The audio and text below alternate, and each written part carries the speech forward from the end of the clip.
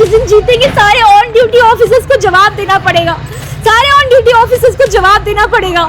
औरत किसी भी चीज में मन से कम नहीं, और हम लोग ये प्रूव कर देंगे हम लोग पढ़े लिखे इंसान हैं। आप लोग कैलाश कोठी और उसके निवासियों के साथ गलत कर रहे हैं, और जितने लोग इसमें इन्वॉल्व हैं, एक जज बैठा हुआ है ऊपर जो सारे जजेस से ऊपर है, जिसका रिटायरमेंट कभी नहीं होता। कल हम लोग का हेयरिंग हम लोग को स्टे मिल जाएगा, लेकिन रिम्स की तरफ से यहाँ पे कोई अथॉरिटी नहीं है। घर टूट रहा है हम लोगों का, रिम्स को पता ही नहीं है, रिम्स के पास नक्शा ही नहीं है, सबका घर तोड़ते जा रहे हैं इधर उधर, हम लोग का घर तोड़े, नक्शा नहीं है उनके पास, इसलिए वो गायब है। कोर्ट का आदेश है, यहाँ पे है। आखिरकार जो कैलाश कोठी जीआईजी ग्राउंड के समीप स्थित है, आज जो है बुलडोजर उस पर चली गया। आप मेरे पीछे तस्वीरों में देख सकते हैं, ये कैलाश कोठी का परिसर है जो पिछले 1 महीने से जो विवादित था, कभी रोक कभी आदेश, कभी रोक फिर कभी आदेश।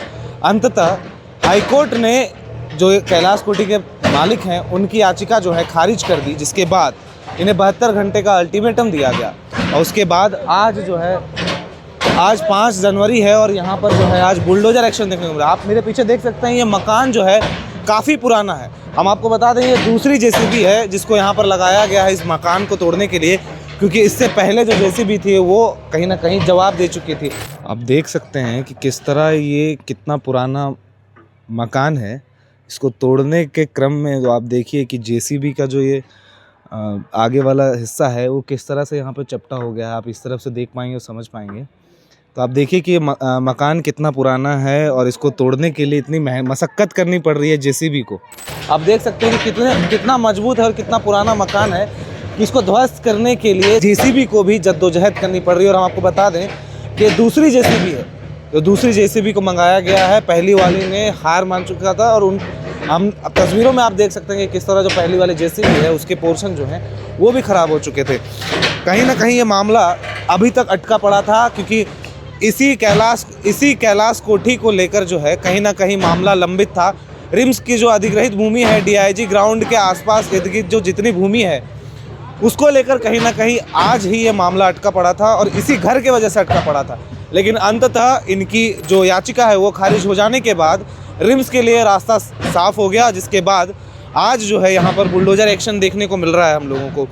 हम आपको बता दें, इस मामले में कल विस्तृत रिपोर्ट जो है वो रिम्स को सबमिट करनी है हाई कोर्ट में।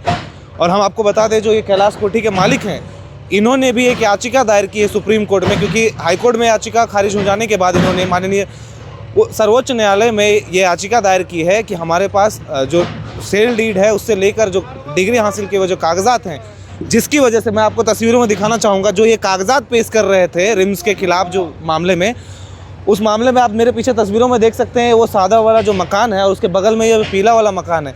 ये 3 प्लॉट हैं जिसका अधिग्रहण जो है वो आधिकारिक रूप से नहीं किया गया था। ये इनका कहना है, इनके कागजात हैं उनके अनुसार है। हमने आपको खबर में दिखाया कि ये अपने कागजात के अनुसार ये कह रहे हैं कि ये जो 3 प्लॉट हैं ये सेम ही कागजात के ऊपर बसे हैं, और वो 2 घर हैं उनको उसी कागजात के बिना पर छोड़ दिया गया, जबकि इनके घर पर आज जो है बुलडोजर चल रहा है। अब ये जांच का विषय है और माननीय न्यायालय में ये विचाराधीन है। आगे क्या फैसला आता है क्या नहीं आता है ये माननीय न्यायालय के ऊपर है। और अब ये सर्वोच्च न्यायालय में चला गया है देश के, तो वहाँ पर भी जो है तमाम चीज़ों की जांच होगी, तमाम जो कागजात है उनकी परख की जाएगी, जिसके बाद ही फैसला आएगा। लेकिन फ़िलहाल आप मेरे पीछे देख सकते हैं कि किस तरह जो ये परिवार है, तो इनकी ये 3 बेटियों का ये परिवार है, और एक जो मेंटली डिसेबल्ड इंसान है उनके 3 बच्चियां हैं, एक पत्नी है, जो बार बार रो गिड़गिड़ा रहे हैं, मजिस्ट्रेट से ये आग्रह कर रहे हैं कि इस घर को छोड़ दीजिए सर, 2 कमरे हमारे लिए छोड़ दीजिए। मेरे पिताजी को लेकर ऐसे पागल हालत में हम कहाँ जाएंगे और क्या करेंगे, ये बार बार रो रहे हैं, गिड़गिड़ा रहे हैं। लेकिन इतनी मिन्नतों के बाद भी कोई नतीजा नहीं। आप देख सकते हैं तस्वीरों में, ये कैलाश कोठी का दूसरा तरफ था जो हमने आपको खबर दिखाई थी एक बूढ़ी माँ से बात कर क्योंकि किस तरह जो अपना अकेले यहाँ पे भरण पोषण करती है, वो पूरा इलाका जो है अब साफ़ कर दिया गया है। तो कहीं ना कहीं डीआईजी ग्राउंड जो है अब 100% रिम्स का हो चुका है, क्योंकि इसके अतिक्रमण को लेकर लगातार 1 महीने से कवायद चल रही थी और लगातार जो नगर निगम का बुलडोजर है वो घर को ध्वस्त कर रहा था।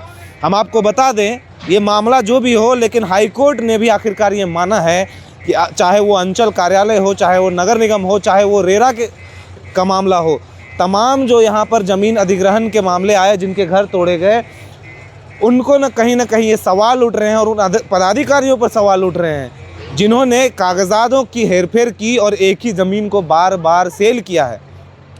तो कहीं ना कहीं अब ये प्रश्न जो अधिकारी जो हैं अंचल कार्यालय के हों या नगर निगम हो, इन पर जो है सुई अटक के रह जा रही है।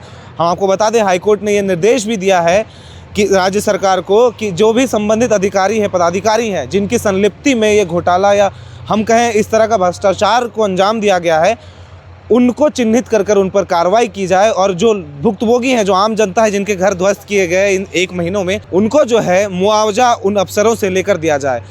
अब हमको और आपको ये पता है कि ये तो संभव कहीं और किसी तरीके से नज़र नहीं आ रहा, क्योंकि अभी तक किसी तरह की कोई कवायद जो है राज्य सरकार की तरफ से वो नहीं की गई है और ना ही किसी तरह की पहल की गई है। हम आपको बता दें, आप तस्वीरों में देख सकते हैं कि इस घर की मालकिन जो लड़कियां हैं वो किस तरह चिल्ला कर पूछ रही हैं कि रिम्स के पदाधिकारी कहाँ हैं।